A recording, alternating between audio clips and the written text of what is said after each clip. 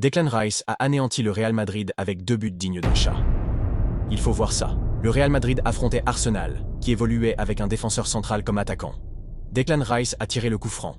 Lorsqu'il a frappé le ballon, tout le monde a cru qu'il allait passer à côté.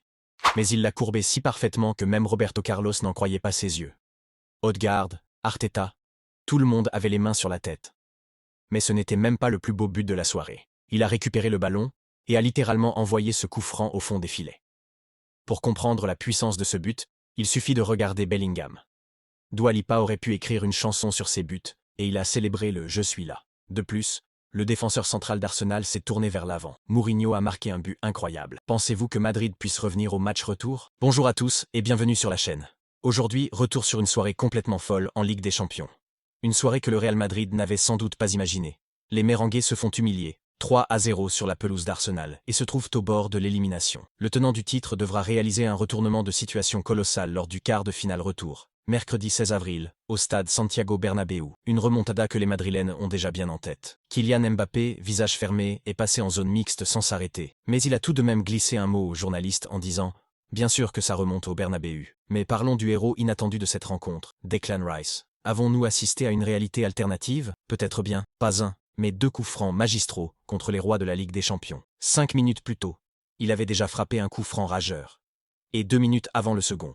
Sans un arrêt de classe mondiale de Courtois, le Real encaissait encore. Mais là, rien à faire. On ne peut pas en vouloir au gardien madrilène car il sauvait son équipe sur plusieurs situations. Malgré les 3 buts encaissés, face à une équipe d'Arsenal bien en place. Mbappé n'en revient pas. Bellingham n'en revient pas. Et Declan Rice, il s'est clairement bien entraîné pour tirer ses coups francs.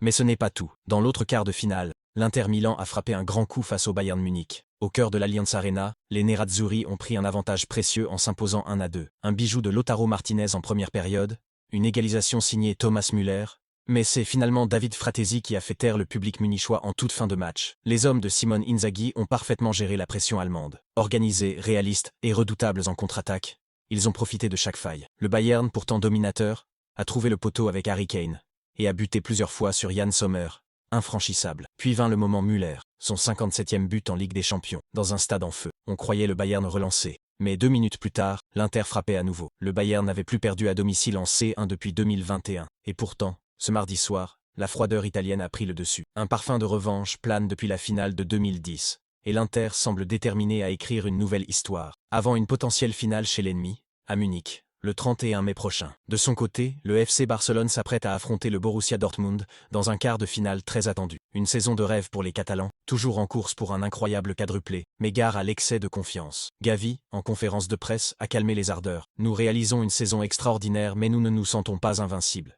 C'est le football, on ne peut pas toujours gagner. Malgré une série impressionnante de 22 matchs sans défaite depuis l'arrivée de Hansi Flick, le Barça garde les pieds sur terre. Il y a encore beaucoup de matchs à jouer. Nous devons rester humbles, insiste Gavi. Même son de cloche du côté du coach allemand, on a le droit de rêver, mais restons lucides. Chaque victoire est le fruit d'un immense travail. Face à Dortmund, les Blaugrana veulent poursuivre leur série, tout en respectant un adversaire qui n'a rien à perdre. Enfin, direction Paris, où le PSG affronte Aston Villa dans un quart de finale aller qui sent la poudre. Après avoir éliminé Liverpool, les Parisiens veulent frapper encore plus fort. La mission est claire, prendre une sérieuse option au Parc des Princes, avant un retour périlleux à Villa Park. Voici les compositions probables. PSG, Donnarumma, Hakimi, Beraldo, Pacho, Mendes, Neves, Vitinha, Ruiz, Kvaratskhelia, Dembélé, Barcola Aston Villa, Martinez, Cash, Konsa, Mings, Digne, Camara, Tielemans, McGinn, Asensio, Rodgers, Rashford. Une rencontre explosive à venir, entre 2 équipes aux dynamiques différentes,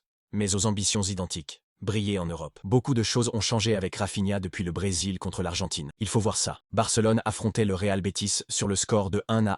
Lors d'une attaque barcelonaise, l'arbitre est entré en collision avec les joueurs, stoppant l'attaque. À la fin du match, Rafinha était très en colère contre l'arbitre. Ses collaborateurs ont tenté de le calmer, mais sa colère ne s'est pas atténuée. Hansi Flick s'en est aperçu et est intervenu, parvenant à le dégager malgré les difficultés. Cependant, sur le chemin des vestiaires, Rafinha a recommencé à se disputer avec l'arbitre. Le capitaine Ter Stegen a tenté d'intervenir, mais Rafinha, furieux, l'a repoussé. Même Ter Stegen a été choqué par cette réaction. Nous pouvons avoir 3 autres classicos cette saison.